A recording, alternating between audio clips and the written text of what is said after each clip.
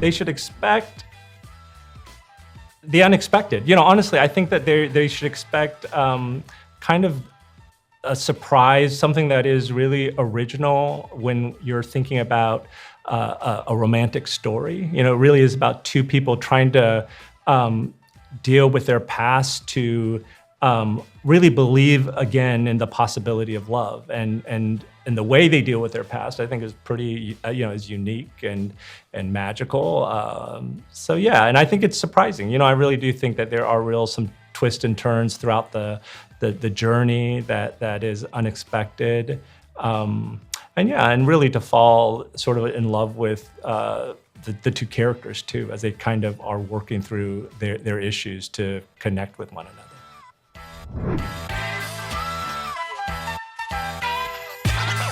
I think it was, so much of it was, there was a real unified vision. It was a lovely set, and it starts with Colin and Margot, who were so present and engaged with one another. They understood their characters so inside and out, and there was real safety in that, because it allowed us to play quite a bit more. And just as human beings, they're also, the way they are in a set was so in welcoming and inviting to the whole crew. So I think it was just like the overall experience of having kind of this unified pursuit. There's nothing more meaningful than collaborating with people, and we all sort of being on the same team and understanding what it is that we want to capture.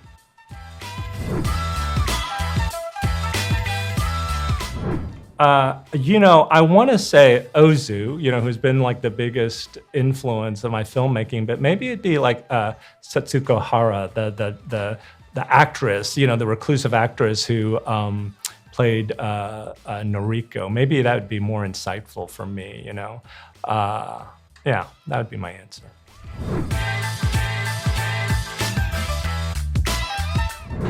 Oh man, this is always, sort of in flux, as favorites should be. But it would be an Ozu film, which I could put 3 Ozu films at there, but and that is always changing. But let's just say An Autumn Afternoon by Ozu, which was his last film, kind of the culmination of his works. Let's say Yi Yi by Edward Yang, and then Afterlife by Koreeda Hirokazu.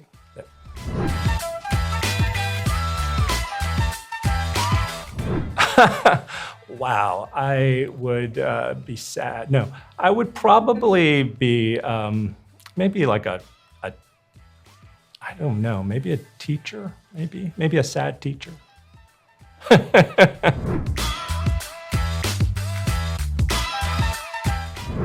I could travel anywhere in the world, where would I go? Wow. Where would I go now? I don't know. Iceland? Maybe Iceland. I haven't been to Iceland.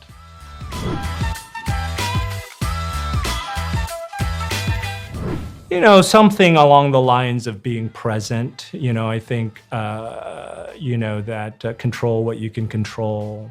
And maybe, or actually, maybe it's from my father, and I think I've said this before, but he would say to me, like a great artist never blames his brush, which is to say that,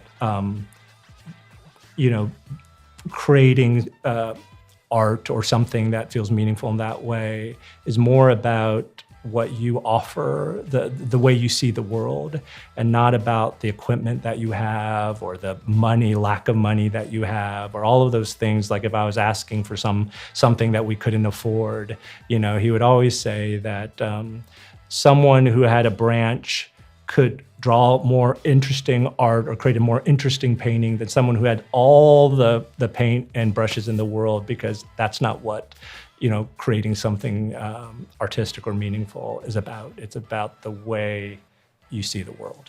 So that has stayed with me, yeah.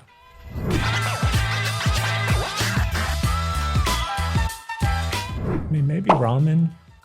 Yeah, maybe that. Maybe ramen. Maybe.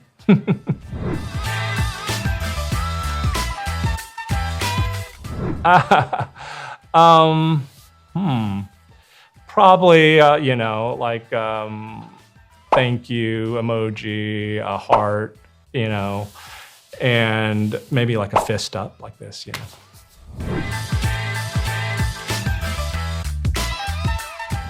Wow, I'm not a big holiday person, really.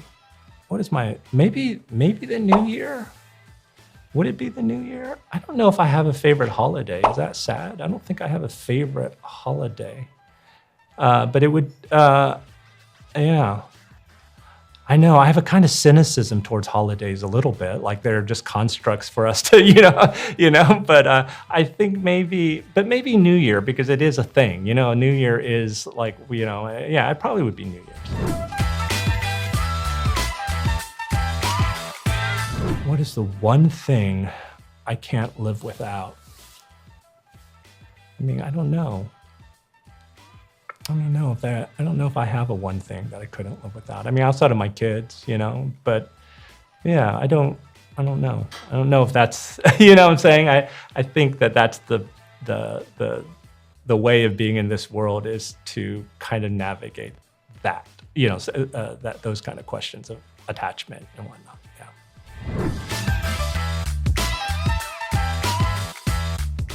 I'm always curious about what my sons are listening to, and I have a son who just like really into K-pop, and anytime we're in the car, he gives me his K-pop playlist. But recently, I've been listening to Leve, who is who has songs on this our film. Yeah, I think because of that, and she's created an original song, so probably Leve.